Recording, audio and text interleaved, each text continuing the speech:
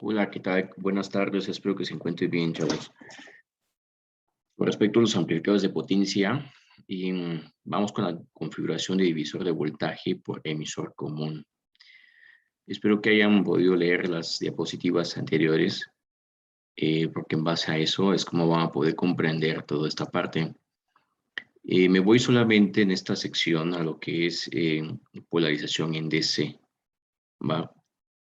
Fíjense que se usa esta polarización porque tiene ventajas como acoplamiento de impedancias. Esa es la principal función que tiene esto, de ya sea que vengamos a acoplar una impedancia baja a una impedancia pues considerablemente alta. Y eso se puede obtener mediante la impedancia de todo este sistema, cierta entrada. ¿Eso que implica? Que por supuesto que la potencia de estos sistemas no tiene, de mi punto de vista, no debería exceder a 1 watt, dado de que se usa mucha potencia y esa potencia se disipa mucho en lo que es transferencia de calor, es decir, se tiene un incremento de temperatura muy elevado en el transistor, en el chasis, lo cual hace de que existan muchas pérdidas. Aparte de que la eficiencia de estos idealmente es menor al 25%, cosa que ya trabajando ya en la realidad, esta tiene una eficiencia menor a 10%. ¿Sí? Entonces, por eso es que yo no aconsejo que estos sean de potencias elevadas, solamente para acoplamiento de impedancias y para amplificaciones de señales de bajas a un voltaje considerable para poder adaptarlo a posteriores etapas de potencia que sí se pueden usar para elevar arriba de 1 watt, 10 watts, 50 watts y que son mucho más eficientes, ¿va? Entonces, dado eso, vamos a ver cómo polarizar. Hablando de polarizaciones para transistor como amplificador y que esté en la zona activa, es polarizar al transistor en el punto central. Fíjense que este punto yo lo puedo operar aquí o acá, en cualquier parte de esta recta, que la cual sale graficando, por supuesto, en saturación y corte. Acuérdense que para corte, yo digo que mi IC es igual a 0, por lo tanto, voltaje colector emisor es igual a alimentación.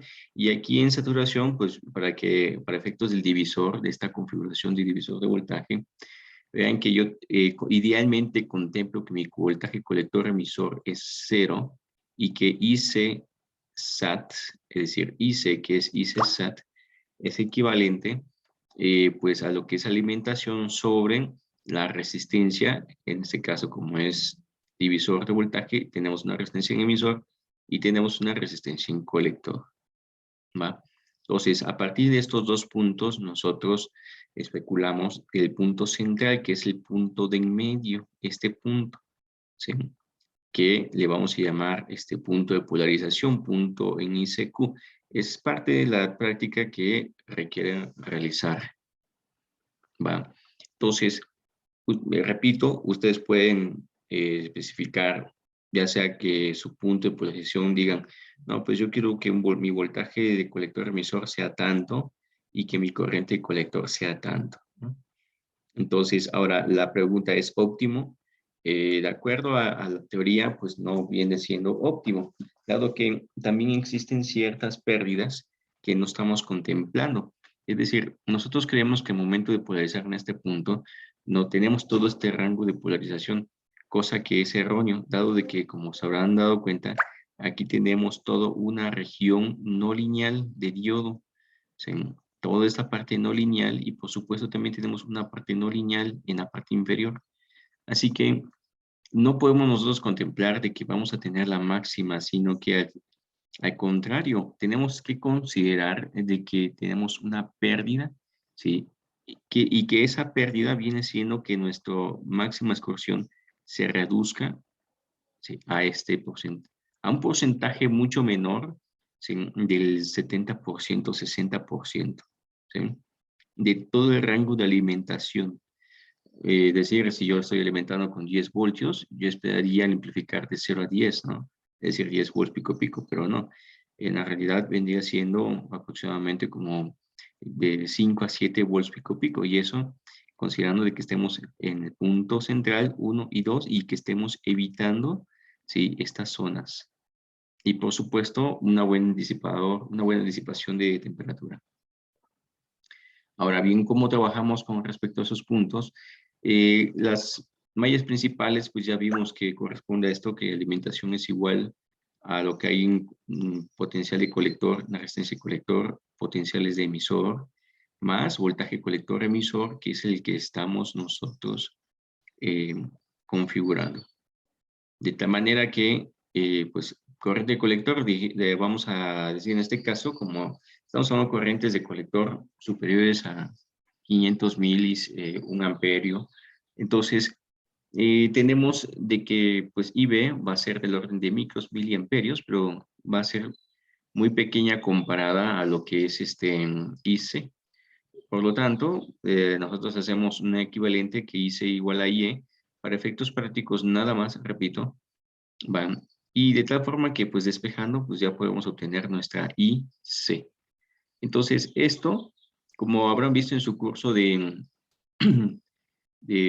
fundamentos, entonces no es más que la aplicación de lo que ya conocen ustedes en pequeña señal, pero vamos a darle un enfoque de mayor corriente, de mayor potencia, en los cuales pues vamos a despreciar lo que son las resistencias de salida del transistor, dado que son elevadas, de cierta forma pues cercano a unos de 20 a 60 kilo ohmios, dependiendo del transistor, ¿sí?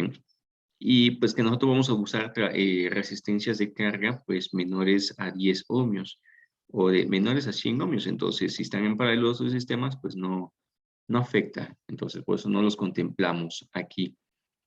Así que para encontrar la señal simétrica en AC, se propone que el BCQ esté en el punto central, ¿sí?, de lo que es alimentación, ¿vale? Vean también otra anotación, que durante todo lo que es esta parte vamos a usar variables mayúsculas que van a indicar variables que son en DC, mientras que las minúsculas son en AC, ¿va? Otro aspecto también, tenemos que el voltaje del diodo va a ser equivalente al voltaje nominal base emisor de 0.7, que si ya lo conocemos, nominal 0.7, pero que puede darse el caso, y depende del transistor, ¿sí?, que varíe. Entonces, sí hay que tener mucho cuidado con eso. De hecho, algunas hojas de datos nos los dicen. Otras, pues, sería cuestión de medir, ¿no? Ver aquí y ajustar nuevamente, ¿no? Entonces, de acuerdo a las mallas principales, acuérdense que tenemos dos mallas principales, lo que es la malla del colector emisor, malla 1, y la segunda malla que vendría siendo o que corresponde al divisor, que es la que permite el control de la corriente de base. Estas resistencias, bueno, en lo personal conozco como las resistencias del divisor. Me parece que así aparecen los textos en la mayoría. Las resistencias divisor de base, que por supuesto van a alimentar y controlar la corriente de base. Esa tiene dos. Uno, pues así que controlar la corriente de base, y dos, el voltaje de base. Mantenerlo fijo para evitar de que esta beta esté variando. Acuérdense que cuando tenemos una ligera variación en base, tenemos también variaciones en beta. Entonces, ¿cómo evitamos eso? Manteniendo fijo este valor.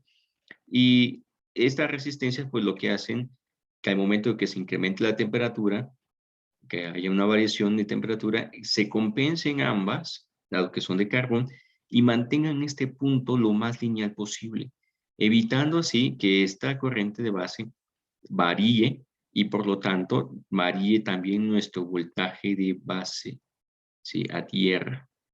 Acuérdense que tenemos una variación también por temperatura de base emisor, y esas variaciones se deben compensar, ¿sí?, de cierta forma con el incremento de corriente colector o bueno, corriente de emisor, ¿no?, en este caso. Y al momento que se compensan, por supuesto, y el transistor está sensando constantemente cuál es su voltaje de base, como su voltaje de base, como su corriente de base, y en base a ello Y dice, bueno, pues si me estás demandando, entonces vamos a ver si el voltaje de base lo permite. Si no, se mantiene lo más fijo posible, a pesar de que tengamos ligeras variaciones de voltaje base emisor, ¿va?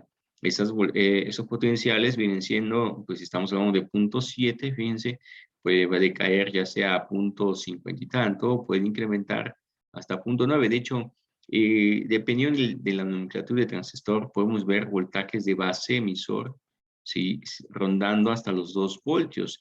Tal es el caso del sistema en cascadas o Darlington, ¿sí? Que usan pues arreglo de 2 transistores, en el cual se incrementa de manera nominal 1.4 voltios, pero que ya trabajando con corrientes elevadas, vemos que podemos alcanzar potenciales muy superiores. Bueno, de acuerdo a lo que es la parte del divisor, vean que analizando esa parte de red tenemos voltaje Thevenin, repito, el voltaje Thevenin que hay en las dos resistencias es equivalente, ¿sí?, al potencial que existe en las resistencias en paralelo, las R1 y R2, va que aquí está, ¿sí? Bien, R Thevenin, vean que es RB, ¿sí?, en este caso, que es el paralelo R1, R2, de la entrada.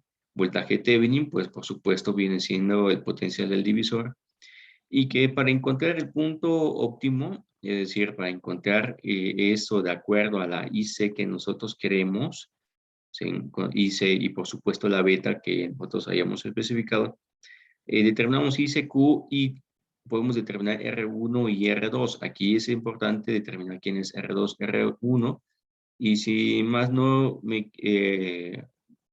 no me equivoco, R2 la parte resistencia superior, R1 la parte inferior, ¿no? Entonces, eso vamos a checarlo mejor para poder, pues así que ahí está, R2 superior, R1 inferior.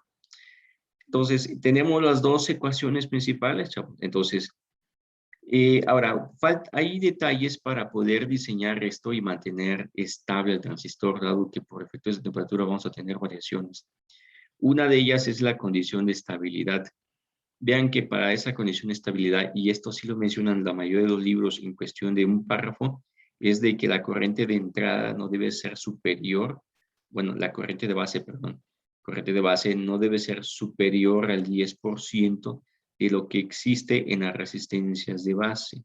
Acuérdense que esta resistencia, este divisor, tiene un potencial en una corriente que de aquí se suministra IB.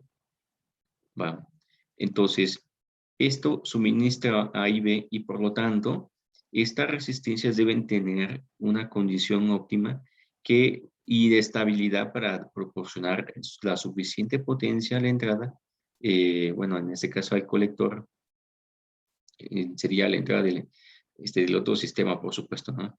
O sea, es decir, a la corriente de colector, ¿sí?, corriente colector emisor. Esa condición de estabilidad viene siendo de que la resistencia Thevenin no debe ser, más bien, debe tener la relación menor o igual a 0.1 veces beta por la resistencia de emisor. ¿Va? Esa es la primera condición. Y la segunda condición, desde mi punto de vista, es que el voltaje de emisor no debe ser superior al 10% de lo que es alimentación. ¿Va? Repito, voltaje de emisor no debe ser superior al 10% de alimentación. Vean que con esto nosotros estamos moviendo el punto Q. Es decir, si nosotros estábamos pensando de que al establecer que mi punto Q es la mitad de alimentación, con esto nosotros estamos moviendo ligeramente ese punto. ¿Sí?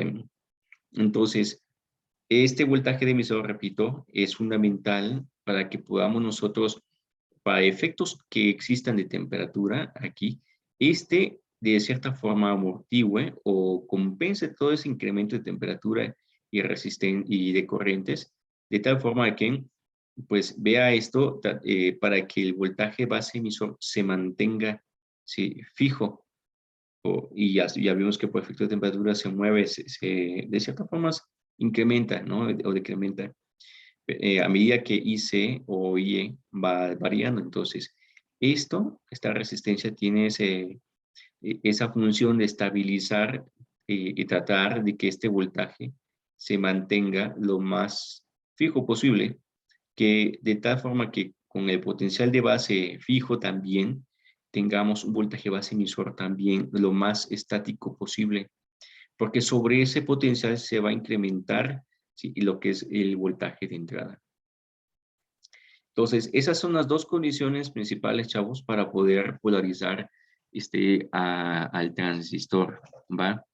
Entonces, y eso porque nosotros vamos a especificar qué corriente queremos, qué voltaje máximo de excursión queremos.